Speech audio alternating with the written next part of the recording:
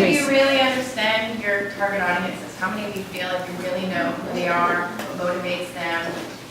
Put hands up. How many of you feel like you know them?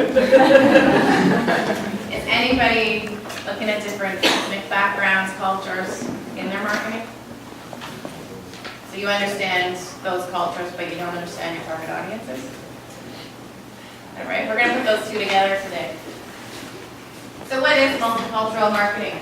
It's the practice of marketing one's product or services to one or more audiences of a certain ethnicity. So it also looks at cultural touch points, so language, traditions, celebrations, religion, and any other concept that may be relevant to the particular cultural audience. So that's what we're going to talk about today, is how do you learn all about these cultures and how do you market or how do you do outreach to these different audiences. So why multicultural marketing? Statistics Canada forecasts that by 2031, half of all Canadians aged 15 and over will be foreign-born or will have at least one foreign-born parent. The foreign-born population will increase 4 times faster than the rest of the population, reaching 12.5 million. There's a big market here that we're not addressing. 1/3 of the entire population will be visible in minorities. So this is why you need to start looking at multicultural marketing or outreach. When we look at this, different ethnic and demographic niches do not always favorably respond to mass market advertising. And I find in my business, most people are doing mass market advertising. They're defining their target audience as, I'm going to reach females between 30 to 54, their families, they have kids, but they're not looking at their culture, their religion, their traditions. They're lumping everybody into one pool. People have their own cultural values and norms, which influence the way they think, feel, and act. So when you're doing any communication and you're wanting to do branding that's emotionally driven, different things will affect how they're influenced. People in the same ethnic groups tend to share the language, customs, values, and social views. So those are important things to look at. Also, people gravitate towards others that look like them, talk like them, and think like them. So clients and customers will go where they feel they're valued, where they're understood and well served. And they don't stay long if they don't feel comfortable or they feel they're unimportant. So these are reasons why we need to start taking notice on multicultural marketing and communication.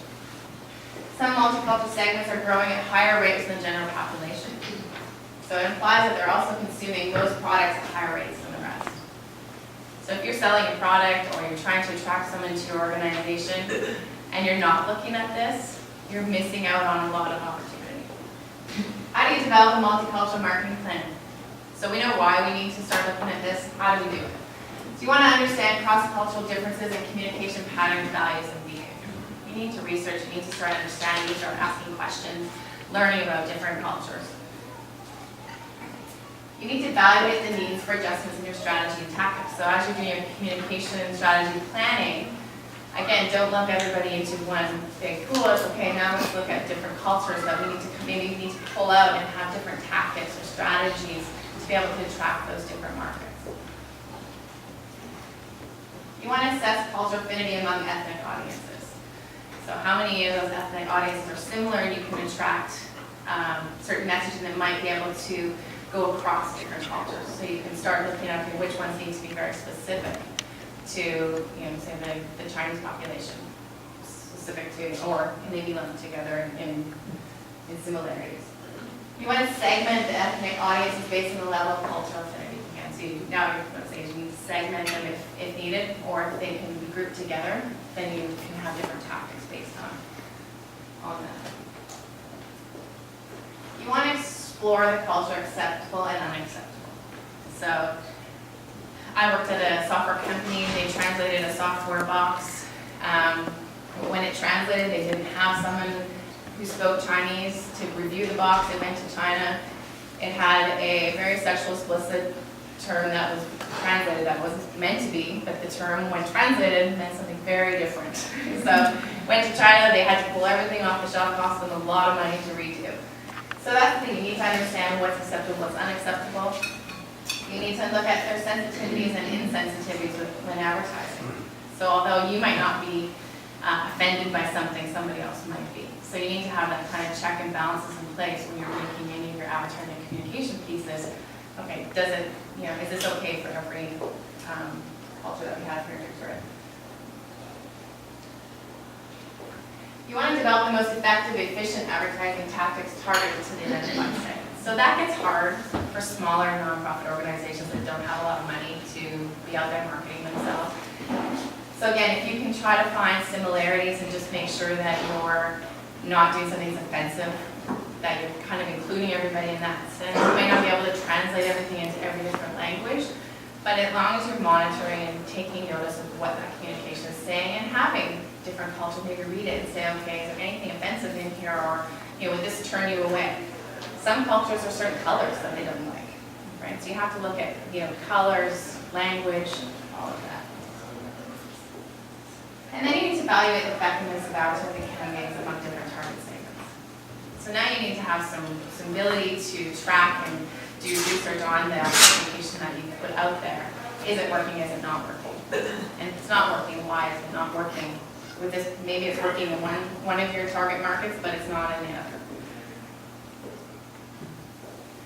Things to consider. So again, you want to consider the language barrier and some of the struggles someone might have if English is their second language. Non-native speakers typically have difficulty with acronyms and slang. They don't know what we might use an acronym all the time here in Canada. They have no idea what you're talking about. Or certain slang, which to them is, and I can see the nods around the room for people that have come here. And when we go into the cafe portion at the end, these are good questions to ask people.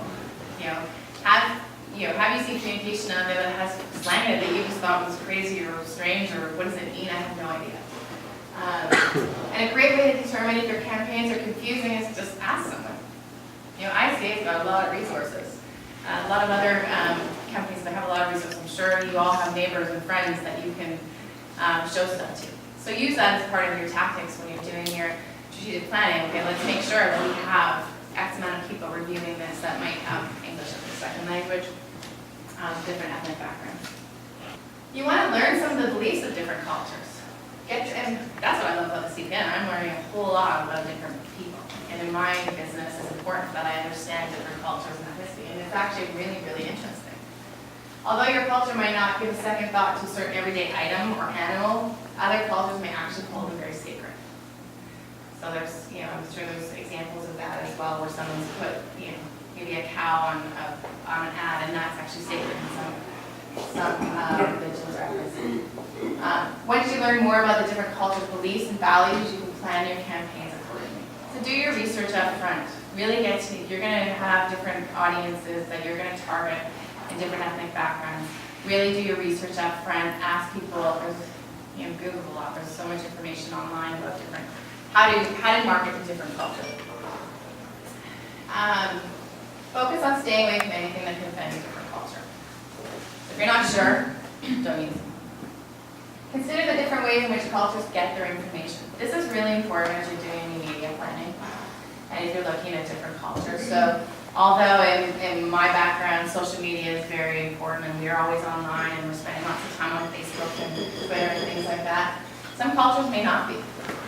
And it's doing that research to find out. If you're going after an older demographic with a Chinese background, they might not be using Facebook or online.